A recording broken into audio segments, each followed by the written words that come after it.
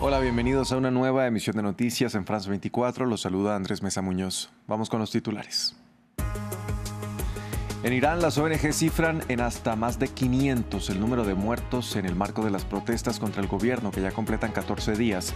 El presidente de la República Islámica condenó las manifestaciones mientras su círculo culpó a Estados Unidos e Israel de fomentar la inestabilidad.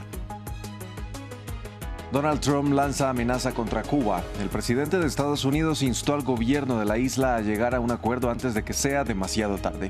Desde La Habana rechazaron las declaraciones del mandatario. El presidente Miguel Díaz-Canel dijo que a Cuba nadie le dice qué hacer. Y esta noche arranca oficialmente en Hollywood la temporada de los galardones cinematográficos. Personalidades de la pantalla grande se reúnen para la premiación de los Globos de Oro. La película Una batalla tras otra, protagonizada por Leonardo DiCaprio, lidera varias de las categorías.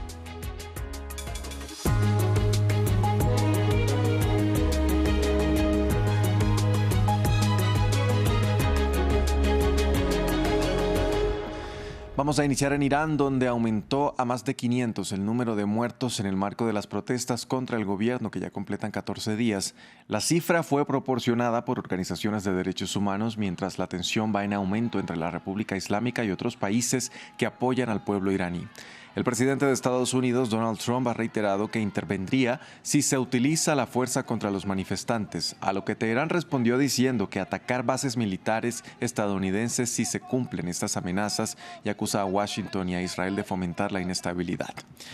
Para hablar sobre este tema, a esta hora nos acompaña Fariba Ehsan. Ella es activista iraní y presidenta y cofundadora de la Asociación Iraní Pro Derechos Humanos. Fariba, bienvenida a France 24. Hola, buenas tardes. Muchas gracias, Fran. Fariba, estas son las mayores protestas desde 2022 que estallaron cuando murió bajo custodia policial Mahsa Amini. ¿Cómo ve la situación y cómo está hoy el gobierno iraní frente a estas movilizaciones? Es correcto, desde el movimiento de Mujer, Vida, Libertad, que empezó en 2022, estas protestas son masivas porque han salido de la calle, a la calle el día 28 de diciembre por una crisis económico que empezó con huelgas de los bazaríes, del bazar de Teherán, bazar de Esfahan, que son fuente económico del Irán, del pueblo iraní. Entonces ahora son más fuertes esas protestas porque han salido protestas por hambre, porque ya no pueden, no tienen potencia para comprar, porque el valor de dinero, moneda iraní ha bajado muchísimo a frente de dólares de América.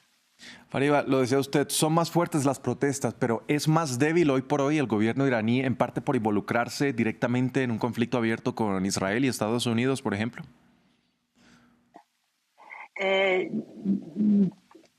Yo lo digo que sobre esas protestas son protestas sociales que están protestando.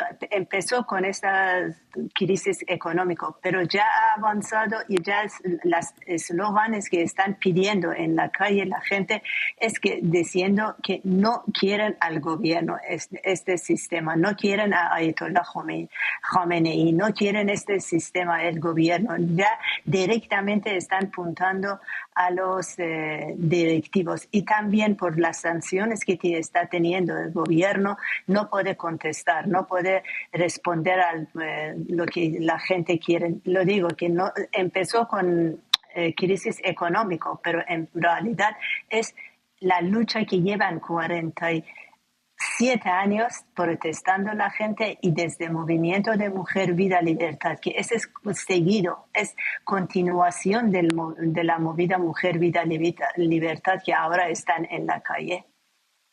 Pero entonces podríamos decir que sí está debilitado en ese orden de ideas el gobierno iraní.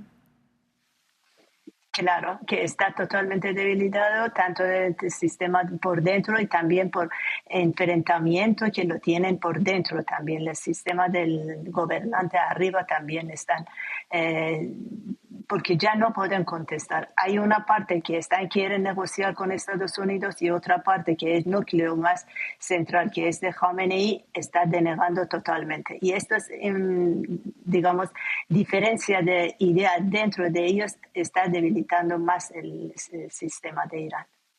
Fariba, están también las constantes amenazas de Trump que veíamos hace un momento contra el gobierno islámico. ¿Qué escenarios podrían desprenderse de allí? De verdad que cualquier escenario es posible, porque de momento lo que más importante para la gente de Irán, que ya el gobierno está enfrentándose con estas protestas de forma muy masiva, muy agresiva y está matando a la gente. Ha cortado el internet a la gente, no podemos conectar con los familiares de Irán ni a través de internet, ni con teléfono directo, ni con móvil. Y lo que está, y la gente quieren una ayuda universal, digamos, llamamiento del comunidad internacional para que el gobierno ponga fin, para que ayuden a la gente. No quieren ayuda del Trump. Trump siempre, si intervenga el Trump, es para destruir el país total y todavía más. Y estas, digamos, palabras de Trump que diciendo está ayudando, va a ayudar, va a intervenir, está poniendo todavía más en peligro la vida de la gente. Como que lo ha dicho hoy mismo el presidente Pezeshkian, que toda la gente que están en la calle son terroristas que están dirigidos desde fuera de Irán, que se apuntó a Israel y a Estados Unidos. Fariba, de otro lado, una figura que reaparece después de mucho tiempo es Reza Pahlavi, hijo del derrocado Shah Mohammad Reza Pahlavi, y quien no solo instó a los ciudadanos a tomar el control, sino que dijo que regresaría pronto a territorio iraní. Hay que recordar que también su nombre se escuchó durante las protestas que se dieron en otros países y el reinado de su padre, de hecho, fue muy cuestionado por autoritarismo y desigualdad social. ¿Es esta una opción viable para Irán? Yo creo que para nosotros que los iraníes quieren un Estado democrático, laico, quieren un Estado que traiga democracia en Irán. Y eso lo eligen el pueblo que está en Irán. El llamamiento de Reza Pahlavi ha sido hace 3 días, pero antes de esto la gente estaba saliendo en la calle, estaban protestando. Entonces, en Irán hay mucha diversidad de opinión. Tenemos mucha gente demócrata que están en cárceles de Irán que no pueden ahora salir para liderar, digamos, ¿no? Y yo creo que este movimiento y estas protestas, revoltas en Irán, tiene que hacer a través de un consejo para liderar, no por una persona, porque volveremos otra vez con el tema que ahora mismo el país está dirigido por una persona, que es Khamenei.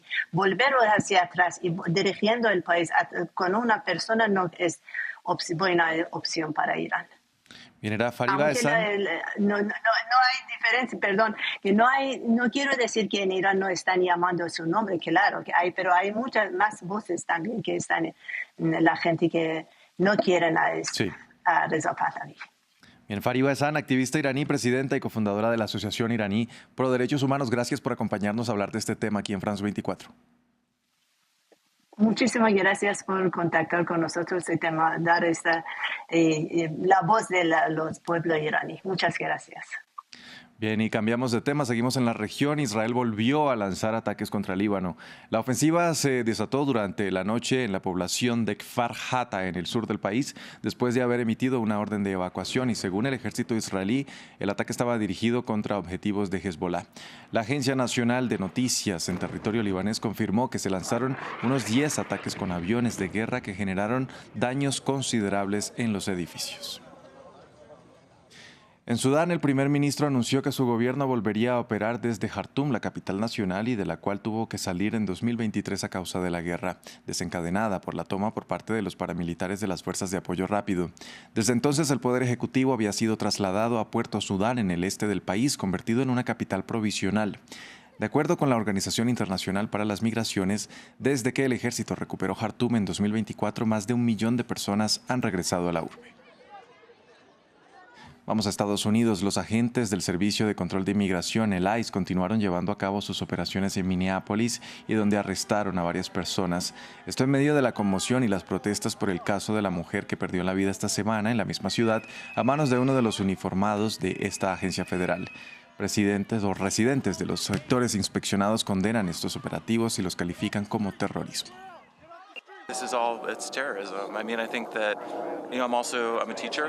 Todo esto es terrorismo. Soy maestro y creo que el hecho de que ICE haya estado atacando las escuelas de por aquí dificulta que los niños simplemente puedan acceder a la educación pública.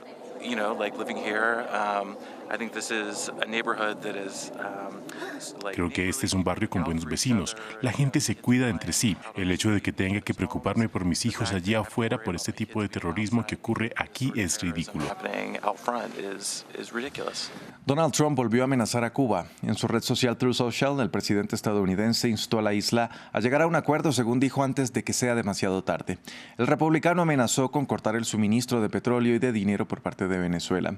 En respuesta, el presidente cubano Miguel Díaz-Canel señaló a la Unión Americana de convertir todo en un negocio y afirmó que a Cuba nadie le dicta qué hacer. Cuba vivió durante muchos años gracias a las grandes cantidades de petróleo y dinero procedentes de Venezuela. A cambio, Cuba proporcionó servicios de seguridad a los 2 últimos dictadores venezolanos, pero ya no. La mayoría de esos cubanos han muerto en el ataque estadounidense de la semana pasada.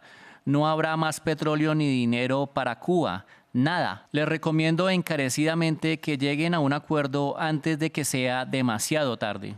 No tienen moral para señalar a Cuba en nada, absolutamente en nada, quienes convierten todo en negocio, incluso las vidas humanas. Quienes hoy drenan histéricos contra nuestra nación lo hacen enfermos de rabia por la decisión soberana de este pueblo de elegir su modelo político. Vamos a Argentina, que continúa luchando contra los incendios forestales en la Patagonia, que ya dejan casi 15.000 hectáreas de bosque afectadas, según reportó el gobierno local. La cifra es el doble de lo informado ayer por las autoridades de la provincia de Chubut, que dijeron que este sábado se lograron avances antes del mediodía, pero que la velocidad del viento reactivó algunos sectores. Otra provincia u otras provincias de la Patagonia, como Santa Cruz, Río Negro y Neuquén, también reportan incendios. La alfombra roja de los Globos de Oro se inaugura este domingo por la noche en Estados Unidos, lo que da inicio a la temporada de premios de Hollywood, con el esperado dominio de la película Una batalla tras otra, la epopeya del director Paul Thomas Anderson sobre los excesos extremistas de Estados Unidos. Pero hay muchas otras películas que llamaron la atención tanto del público como de la crítica. Estos son los grandes favoritos de la competencia. Veamos. Esta película es la gran favorita de los Globos de Oro, con 9 nominaciones.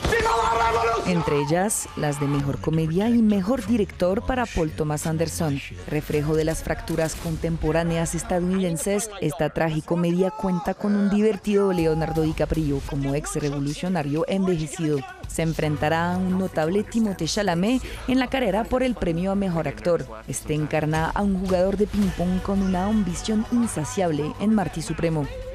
En cuanto a la competencia entre actrices, habrá que contar con Teyana Taylor en Una batalla tras otra y con Ariana Grande por su destacado papel en Wicked Parte 2, pero sobre todo con Jessie Buckley. La actriz irlandesa interpreta a la esposa de William Shakespeare tras la muerte de su hijo en la ficción Hamlet.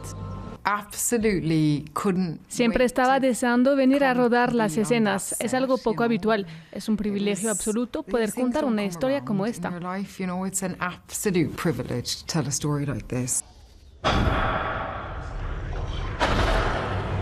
Se esperan también premios para Sinners de Ryan Coogler, que compite por el galardón a Mejor Película Dramática. La cinta narra el sufrimiento de las personas negras en el sur segregacionista de los años 30 en Estados Unidos.